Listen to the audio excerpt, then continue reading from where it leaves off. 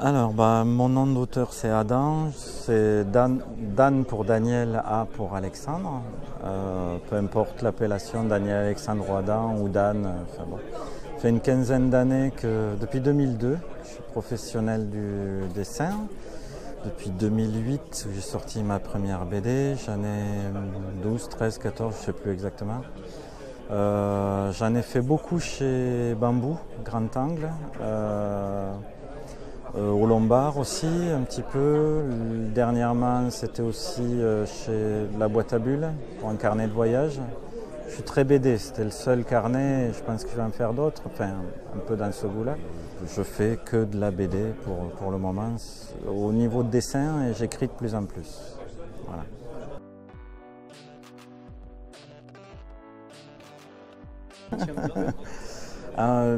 Pitch, il risque d'être un peu épais le pitch, mais en fait, ça découle du reportage que j'ai fait en 2014, reportage dessiné au Congo, où le truc c'était de suivre des scientifiques primatologues qui étudient le gorille. Donc ils ont des missions, là cette année c'était 4 mois, et j'ai passé 2 mois en leur compagnie en pleine forêt. Je suis revenu avec un carnet de voyage. Enfin, le reportage c'était d'abord un carnet, mais j'avais à La Boîte à Bulles donc, mais j'avais envie de développer beaucoup plus. Mon truc c'est la BD. J'avais envie de faire. Il y avait des choses qui ne se prêtaient pas au niveau carnet, comme des intrigues autour du braconnage ou des légendes africaines. J'ai gardé tout ça, je disais rien dans le carnet, et puis je me disais il y a quelque chose à faire. Donc j'ai complété mon aventure avec une BD qui est une fiction mais qui se nourrit intégralement du décorum que j'ai capté là-bas, quoi. Les scientifiques, les Congolais, etc. Donc le Hoki d'Odzala est une BD chez Bambou, Grand Angle, mais c'est une fiction. Mais ça raconte quand même beaucoup de choses au niveau documentaire quand même, du contexte. Il y a une part de vrai assez importante, quoi.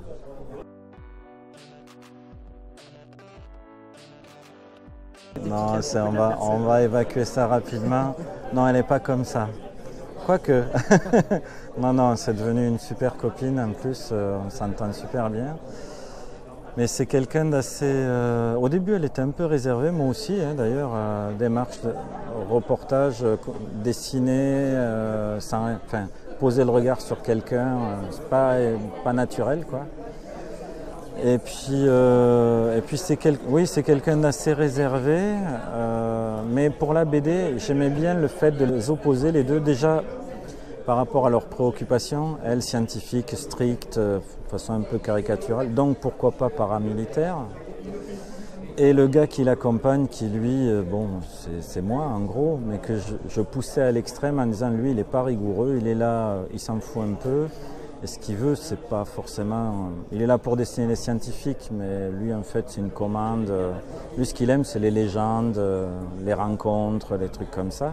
Donc, tous les opposés. Donc, autant que ça frite dès le départ.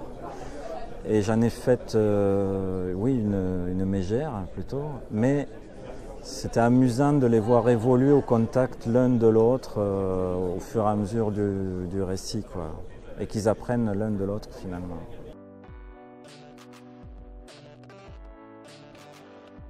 C'est pas une commande. L'idée en 2014, c'est moi qui voulais faire un reportage dessiné. J'aime bien ce que faisait la revue dessinée, des initiatives comme ça. Ou ce qu'avait fait Emmanuel Lepage par exemple. Moi, mon sujet de prédilection, c'est ce milieu-là parce que j'ai fait des études scientifiques au niveau naturaliste, faune sauvage, etc. Je trouve que c'est un milieu passionnant, parfois un peu exotique, qui touche des contrées, des contextes ou des animaux assez inédits, voire symboliques. Voilà, je voulais faire ça. Mais donc c'est pas une commande, je les ai rencontrés et ils m'ont dit, je voulais partir sur le loup, l'ours, des choses comme ça, choses qui moi me préoccupaient quand j'étais étudiant. Ils m'ont dit non, on n'a pas ça en magasin, par contre on a une mission qui part en Afrique étudier les gorilles, si tu veux, tu viens.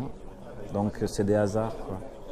Mais eux aussi, je crois que ça leur plaît pas mal que je puisse avoir une démarche de vulgarisation Ils sont très en demande de ça. Et puis avoir un mec qui fait un reportage avec un crayon dans une poche, un carnet dans l'autre, ça les effraie moins que toute une équipe télé, quoi. La démarche n'est pas la même et ils aiment bien ça en fait.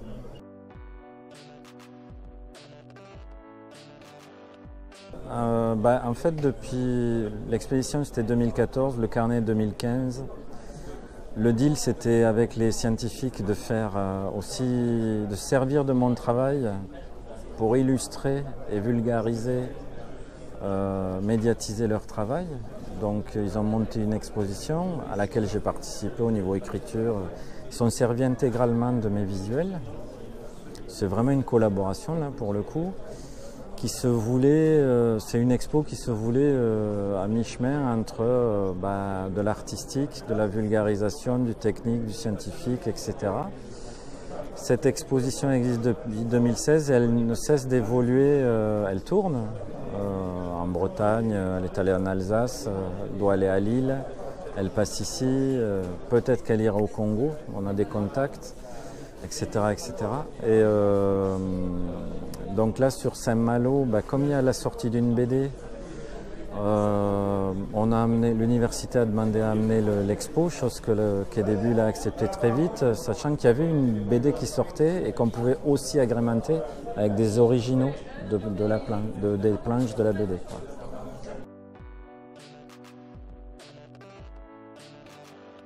Ouais, alors je fais plein de grands écarts en ce moment. Mais oui, alors je finis un reportage quasiment dans le même goût au niveau des collections scientifiques de Rennes, une sorte de muséum d'histoire naturelle. Je trouve ça assez passionnant, ça sent un peu la naphtaline, mais c'est surtout les scientifiques qui bossent là-dedans qui m'intéressent. Donc ça s'appellera les collectionneurs de sciences aux éditions des Ronds dans l'eau. Va sortir en début 2019. En ce moment, je m'amuse assez au niveau Heroic Fantasy, ça n'a absolument rien à voir. Sur un projet participatif, là, Namta, sur Ulule, mais aussi j'écris de l'Heroic Fantasy parallèlement. Parce que j'aime ça depuis le début. Et ce projet-là, des gorilles, a amené d'autres intérêts. Et il y a des gars qui, ayant aimé ma démarche, m'invitent à aller au pôle Nord en mai-juin l'année prochaine. Et je pars donc un mois et demi sur un bateau au pôle Nord pour avoir la même démarche de reportage.